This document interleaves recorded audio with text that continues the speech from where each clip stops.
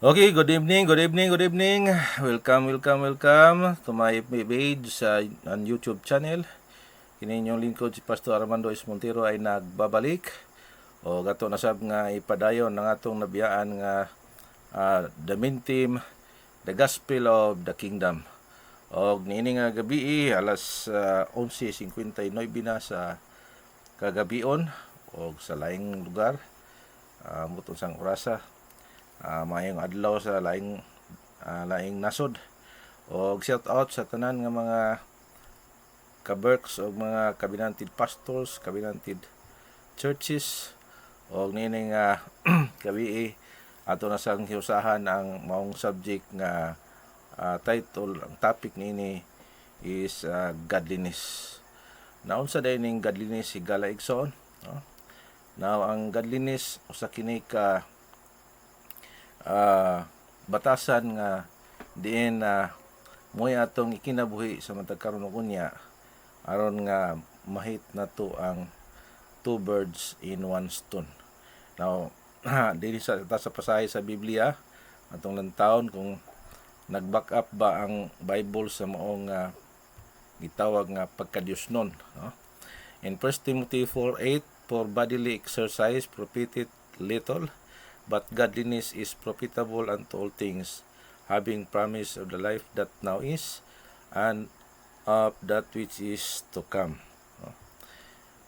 Dugang pa ang pasahe sa Biblia, 1 Timothy 6 verse 6, but godliness with contentment is great gain. So mga kaigsunan, hinaot ang Diyos manalangin sa to ang pagbasa karon og pagpamati ug pagview sa tagsa-tagsa ninyo ka mga gadget o nga niini nga nga gabi pizza 8 sa bulan sa April 2025 o ato kining sinsilyon pagayo mga kaigsunan na kining pagkadiosnon na mapuslanon gyud ni sa tanang butang, no? O ang pagkadiosnon nga uban sa pagkontinto aduna gay dako nga ginansya. Ora mga kaigsunan kung magnegosyo ta, no? So atong makita nga maka-benefits, no, ang kining gitawag taong Diosnon, no?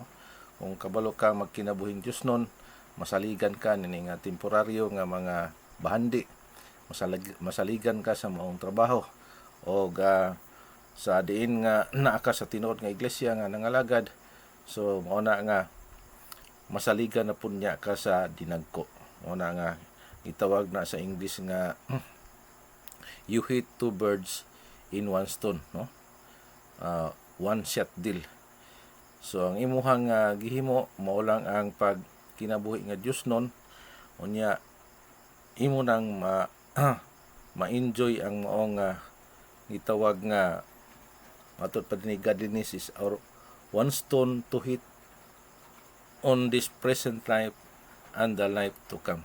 So mo na gisulti sa Biblia kung magkinabuhi ta nga Diosnon atong ang mga benefits niini mga kaigsunan sa 1 Timothy 4:8 nga having promise of the life that now is and of that which is to come. So daghan ka igo higala igsoon, pero paano ta magkinabuhi nga Diosnon?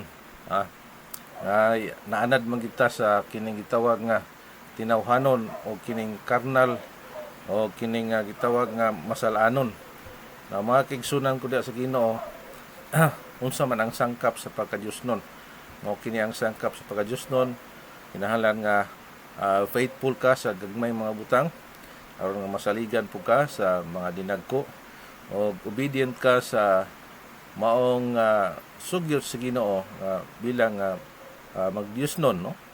At imo gina siyang tubanon o God-fearing ka, madlukon ka sa Dios o prayerful o hinimbahon o kinitawag maghatag ka og financial support diha sa iglesia nga diin mo ang gipasakupan, wala may lain nga financial nga mga pamaagi kahit sa nang opiring, no? So doing the responsibilities being a member. So muna niya, most of all there is love. So mo ni ang mga sangkap sa kining gitawag nga sa topic na to nga godliness.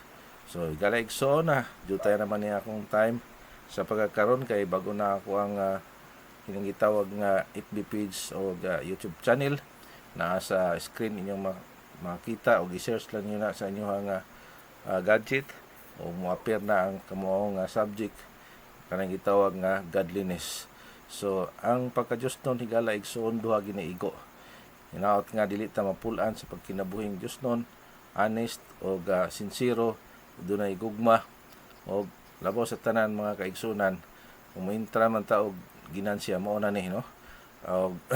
Matod pa sa pasahe sa Biblia, godliness with contentment is a great gain. Gusto ta ginansya higalagsoon mo na nga maski na lisod pero kaya man higalagsoon. Busa dili na ko maglangan o hanggang sa muli magkita-kits tayo.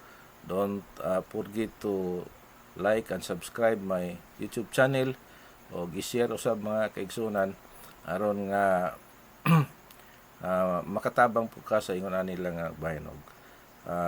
Ma-update ka sa tanang mga subject na to o mga topiko na to when it comes of spiritual part. So that's all. Bye-bye.